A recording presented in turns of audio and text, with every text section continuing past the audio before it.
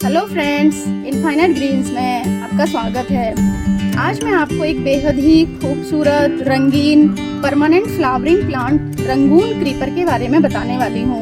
इसको मधुमालती भी कहते हैं और इसको राधा मनोहरम भी कहते हैं। कई सारे नामों से इसको जाना जाता है। इसका जो साइंटिफिक नेम है वो क्विस्केलिस इंडिका होता है। और ये जो प्लांट है, इसके जो फ्लावर्स होते हैं बड़े ही यूनिक रहते हैं, क्योंकि इनका जो स्पेशल फीचर इनका एक रहता है कि ये जब खिलते हैं ये फ्लावर, जैसे आप ये बर्ड देख रहे हैं, आपको एकदम ये वाइट नज़र आ रही है। जब ये ओपन होते हैं ये फ्लावर तो ये वाइट कलर का होता है, फिर धीरे धीरे ये पिंक कलर का हो जाता है और एट लास्ट में जाके ये, जैसा आपको मेरे प्लांट पर दिख रहे होंगे, ज़्यादातर फ्लावर आपको रेड कलर के दिख रहे हैं। ये देखिए, नीचे से सबका बेस वाइट ही रहता है लेकिन ऊपर रेड कलर है। तो ये इतना 3 तरह के कलर ये फ्लावर चेंज करते हैं इसके।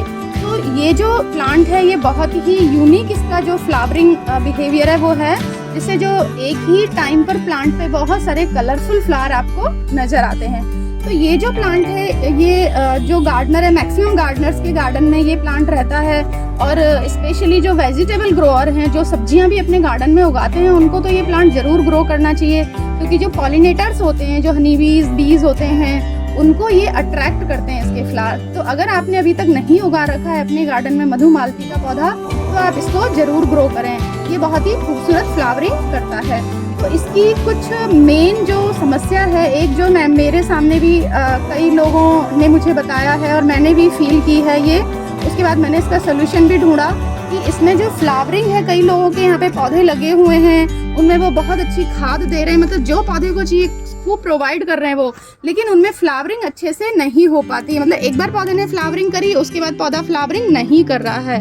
तो ये एक मेन प्रॉब्लम मधुमालती की बहुत सारे लोग फेस करते हैं। तो आज की वीडियो में मैं आपको मधुमालती की थोड़ी सी जो बेसिक केयर होती है उसके बारे में बताऊंगी, और जो इसकी मेन प्रॉब्लम है कि आपके प्लांट में फ्लावरिंग अच्छे से नहीं हो रही है, उसके लिए हमें क्या करना है वो चीज़ मैं आपको बताऊंगी। तो वीडियो में अंत तक बने रहें, जिससे आपकी जो समस्या है उसका समाधान अच्छे से हो सके।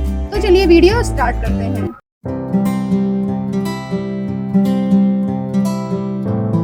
ये जो मधुमालती का प्लांट है, देखिए इसमें ऐसे बंच में फ्लावर आते हैं।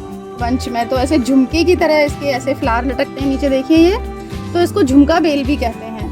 तो जो बेसिक केयर इसकी रहती है कि आपको इसकी मिट्टी कैसे बनानी है। तो मिट्टी के लिए आपको वेल ड्रेन सॉइल इसको पसंद है, मतलब मॉइस्चर लविंग प्लांट है ये, लेकिन सॉगी सॉइल इसको नहीं चाहिए। तो आप 50% गार्डन सॉइल, 25% कंपोस्ट और 25% सैंड मिला के, मतलब बजरी मिक्स करके भी इसका पॉटिंग मिक्स बना सकते हैं। प्लस आप थोड़ा चेंज भी कर सकते हैं कि आपने 40% गार्डन सॉइल ले लिया, 30% आपने कंपोस्ट ले लिया, 10% राइस हस्क अगर आपको कहीं मिलता है तो वो ले लें, और 10% आप सैंड ले सकते हैं। तो किसी भी तरह से जो भी मटेरियल आपके पास अवेलेबल है उस तरीके से आप इसका पॉटिंग मिक्स बना सकते हैं। कोई बहुत बड़ा इश्यू इसके लिए पॉटिंग मिक्स का नहीं होता है, बस थोड़ा वेल ड्रेन्ड होना चाहिए, वो पानी उसमें नहीं रुकना चाहिए, बस वो मॉइस्चर को होल्ड करना चाहिए। और दूसरी चीज़ आती है कि पॉट की बात आती है। पॉट इसके लिए एक इम्पॉर्टेंट है, क्योंकि ये फास्ट ग्रोइंग प्लांट है, बहुत ज़्यादा जल्दी से ग्रो करता है। मैं पहले भी मेरे इस प्लांट के वीडियो मेरे चैनल पे है, मैं शेयर कर चुकी हूँ पिछली साल भी, तो उसमें आप देखेंगे कि इतनी ग्रोथ प्लांट की नहीं है, इतना बड़ा प्लांट नहीं है, लेकिन देखिए कि 1 साल के अंदर ही ये प्लांट कितना बड़ा हो चुका है।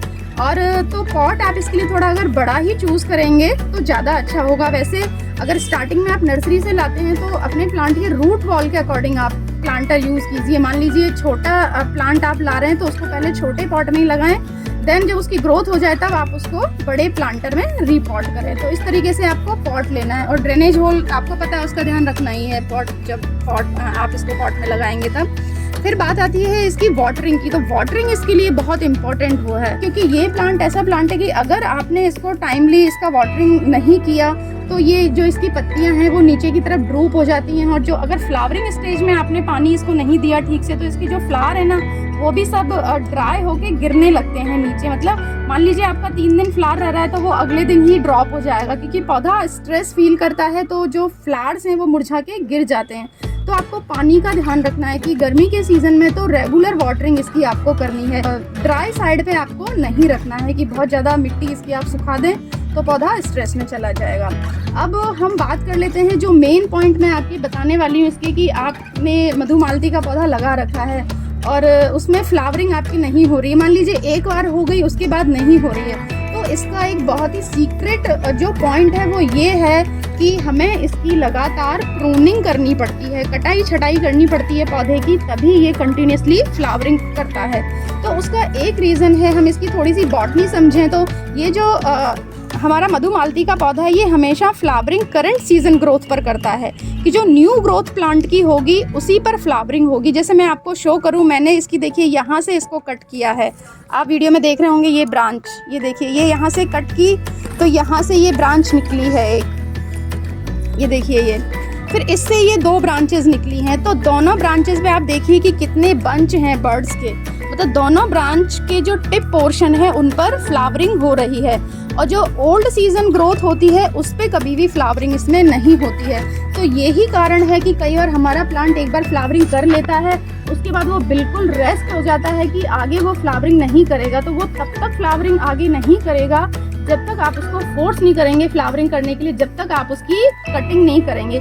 मेरे इस प्लांट में ये सेकंड टाइम की फ्लावरिंग है, एक बार ये बहुत अच्छे से फ्लावरिंग कर चुका है, अब बल्कि फर्स्ट टाइम में बहुत ज़्यादा फ्लावरिंग हुई थी, अभी थोड़ी मैंने प्रूनिंग की, उसके बाद ये दोबारा से फ्लावरिंग हुई। आप देखिए कितनी बर्ड्स बनी हुई हैं, बहुत सारे फूल खिले हुए हैं और काफ़ी बडिंग इसमें है अभी, मतलब अभी काफ़ी फ्लावरिंग ये पौधा करेगा, और भी नई ग्रोथ हो रही हैं इसमें बहुत सारी, तो और भी आगे बर्ड्स बनेंगी और काफ़ी फ्लावरिंग इसमें होगी।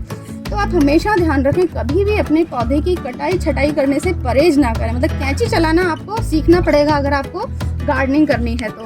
और ये मधुमालती के केस में तो स्पेशली जो करंट सीजन मतलब प्रीवियस सीजन की जो ग्रोथ है उस पर इसकी फ्लावरिंग नहीं होगी, जो करंट सीजन ग्रोथ है हमेशा उसी पे ये फ्लावरिंग करता है। तो आपको प्रूनिंग का ध्यान रखना है। जैसे मेरे पूरे प्लांट में मैं आपको शो करूं तो हर जगह आप देखेंगे, आपको समझ में आ जाएगा। देखिए यहाँ पर ये देखिए ये ब्रांच ये कट हो रही है, यहाँ से ये बहुत लंबी ब्रांच थी, इसको यहाँ से कट किया, तब ये देखिए ये 2 ब्रांच निकली हैं, दोनों ब्रांचेस पर फ्लावरिंग है। तो ये प्रैक्टिकली आपके सामने है कि इसकी प्रूनिंग की गई है, तभी ये प्लांट आगे फ्लावरिंग कर रहा है। तो एक तो ये रीज़न हो सकता है आपके प्लांट में फ्लावरिंग नहीं होने का, तो अगर ऐसा है तो आप उसकी प्रूनिंग कर सकते हैं। दूसरा है थोड़ा सा फर्टिलाइजर्स का ध्यान रखना है। वैसे तो हमारा जो मधुमालती है वो बहुत ज़्यादा हैवी फीडर नहीं है, ये अपने नॉर्मल साल में 2 बार जो इसको हम जैसे और प्लांट को फर्टिलाइज करते हैं वैसे हम इसको फर्टिलाइज करते रहें, और इसकी प्रूनिंग टाइम पे करते रहें कि पहला इसका जो ग्रोथ पीरियड है वो खत्म हो गया, मतलब फ्लावरिंग खत्म होगी तो आप फिर से इसकी प्रूनिंग कर देंगे तो ये सेकंड टाइम फिर फ्लावरिंग पे आ जाएगा। तो इस चीज़ों का आपको ध्यान रखना है। तो जो खाद है वो जैसे आप एक बार तो इसका जो ग्रोइंग सीज़न जब आता है, जब स्प्रिंग स्टार्ट होता है फरवरी मार्च में, उस समय पे आप इसकी अच्छे से इसको खाद दे दें। और खाद में मैं हमेशा रिकमेंड करती हूँ कि ऑर्गेनिक फर्टिलाइजर्स आप दें। मैं कभी भी केमिकल फर्टिलाइज़र को रिकमेंड नहीं करती हूँ, क्योंकि ये जो हमारे पौधे हैं प्रकृति ने जो हमें दिए हैं, तो ये अपना जो स्पेशल बिहेवियर है, जो इनका नेचर है, जो इसकी स्पेशलिटी है, ये उसको लेके ही ये पैदा होते हैं। कि मान लीजिए मधुमालती का पौधा है, आपने इसको लगा दिया, मिट्टी आपने इसको प्रोवाइड कर दी और पानी आप इसको लगातार दे रहे हैं, तो ये बिना किसी खाद के भी आपके गार्डन में फ्लावरिंग करेगा। लेकिन हाँ ये है कि वो नॉर्मली फ्लावरिंग करेगा, जो उसका बिहेवियर है। अगर आपको बहुत एक्सेसिव फ्लावरिंग चाहिए, प्रोफ्यूज फ्लावरिंग चाहिए, तो उसके लिए आपको इसको एक्स्ट्रा जो फीड है वो देना पड़ता है। लेकिन जो नॉर्मल सी फ्लावरिंग है वो प्लांट अपनी बिना किसी खाद के या बहुत ज़्यादा केमिकल फर्टिलाइज़र के भी अपना करता रहता है। तो अच्छा है कि आप केमिकल पे जाने के बजाय आप ऑर्गेनिक ही यूज़ करें, तो भी आपके गार्डन में प्लांट अच्छे से फ्लावरिंग करेंगे। जैसे मेरा ये पॉट में लगा हुआ है, तो इसकी इतनी फ्लावरिंग मेरे लिए काफ़ी है। मुझे ऐसे बहुत ज़्यादा कि भाई पूरा भर जाए फूलों से, ऐसा नहीं चाहिए, तो मैं ऑर्गेनिक खाद ही यूज़ करती हूँ। तो एक बार ऐसे आपने स्प्रिंग सीजन में दे दी, जैसे दोबारा जैसे सितंबर अक्टूबर में आप दे सकते हैं। जैसे अभी इसका जो फ्लावरिंग सीजन है ये स्टार्ट हो गया था फरवरी मार्च से, अप्रैल से लगभग फ्लावरिंग शुरू हो जाती है, लेकिन उस समय बहुत गर्मी आ जाती है तो थोड़ी कम हो जाती है।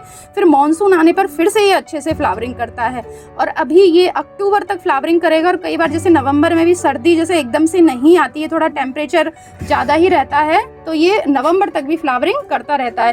तो इसमें मैंने इसकी जो देखिए फर्टिलाइज़र मैंने कौन से लिए, सारा मेरा ऑर्गेनिक है, इसमें कुछ भी केमिकल्स नहीं है।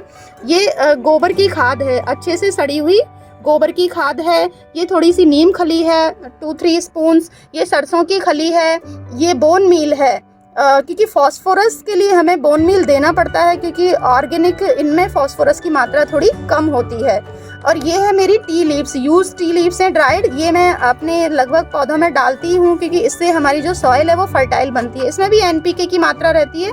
और ये है सीवीड ग्रैन्यूल्स। तो ये सीवीड ग्रैन्यूल्स इसलिए हम डालते हैं कि हमारे पौधे को माइक्रोन्यूट्रिएंट्स की कमी ना हो, क्योंकि माइक्रोन्यूट्रिएंट्स की कमी से भी हमारे प्लांट पे जो फ्लावरिंग है वो कम होती है, उसकी पत्तियाँ मतलब लश ग्रीन नहीं रहती हैं, मतलब पौधे में अट्रैक्शन नहीं रहता है। तो माइक्रोन्यूट्रिएंट्स के लिए हम सीवीड यूज़ करते हैं। तो ये सारी चीज़ों को मिक्स करके हम अपने प्लांट को अप्लाई कर सकते हैं।